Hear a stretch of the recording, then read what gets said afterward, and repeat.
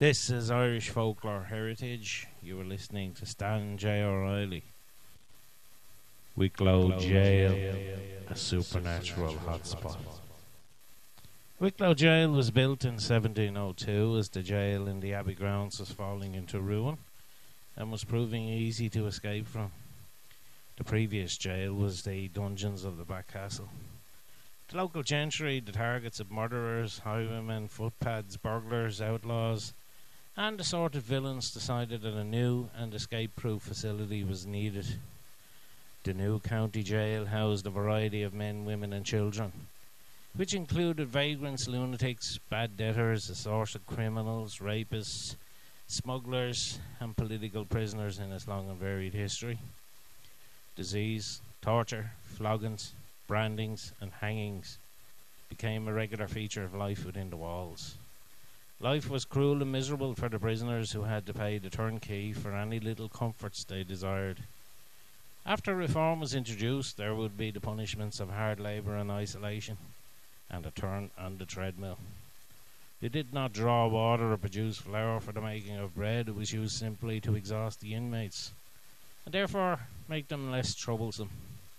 Hangings took place at the back of the jail and in later years at the front of the building. This was a guaranteed draw for spectators on the day when some inmate was turned off. It is little wonder that a building with such a cruel history would become a source of supernatural and otherworldly happenings.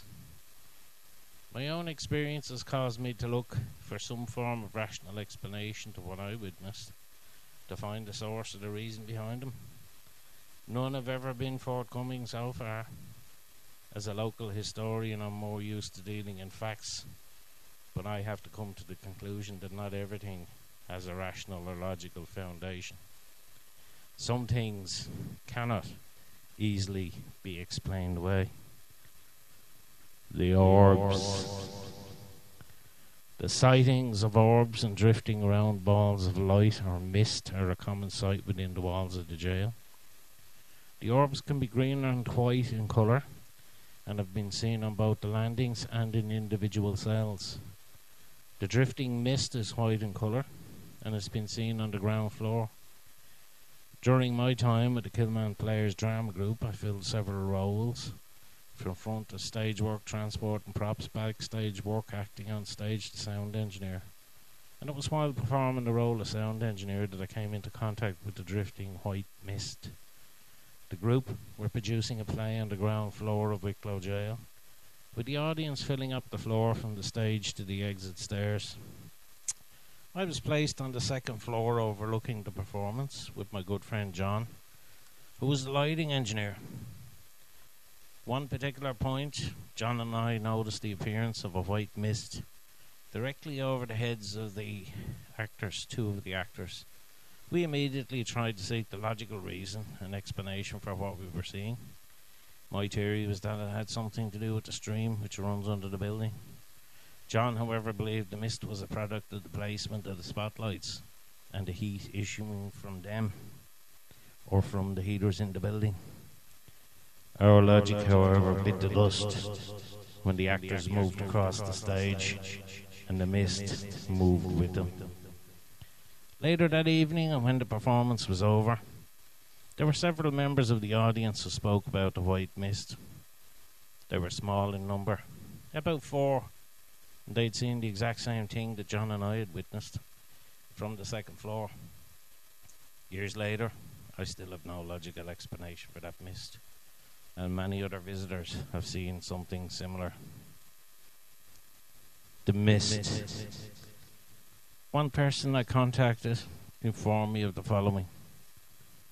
When my husband was working in the jail on the renovation before it opened as a tourist attraction in 1998, a mist appeared. It was very chilly and cold in the building when that happened. He and the other men working there were chilled to the bone. The mist came out of nowhere.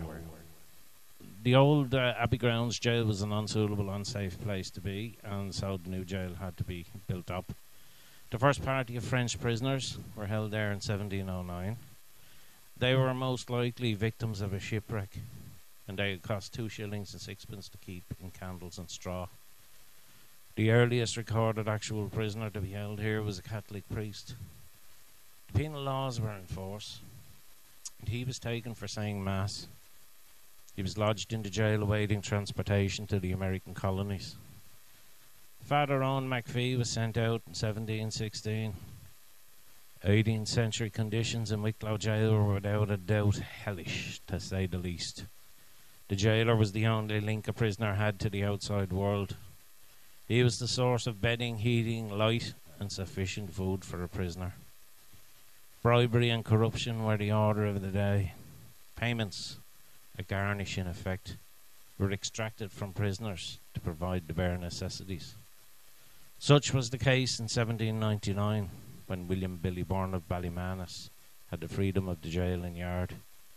He bribed the jailer so effectively that he almost lost his job during a visit by the Inspector of Prisons. Prisoners were also required to make a payment upon leaving the jail. But what of the supernatural? Another one of my experiences was the not so candid camera. On many occasions I've carried out voluntary work during the night tours into jail.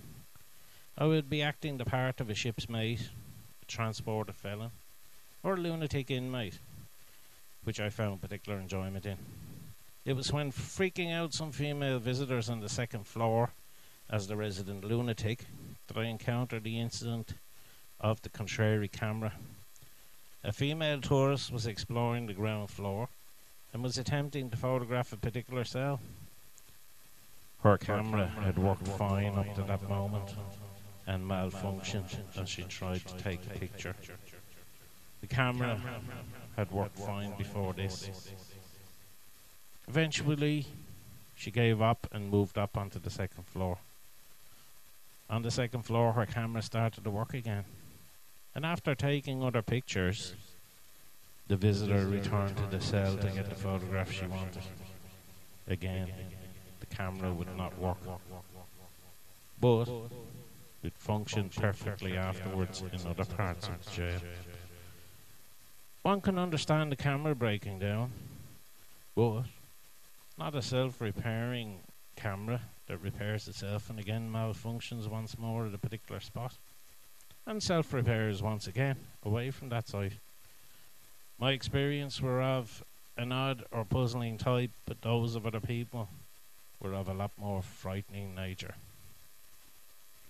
If you like what you have seen, and if you like what you have read, please do like and subscribe. Thank you.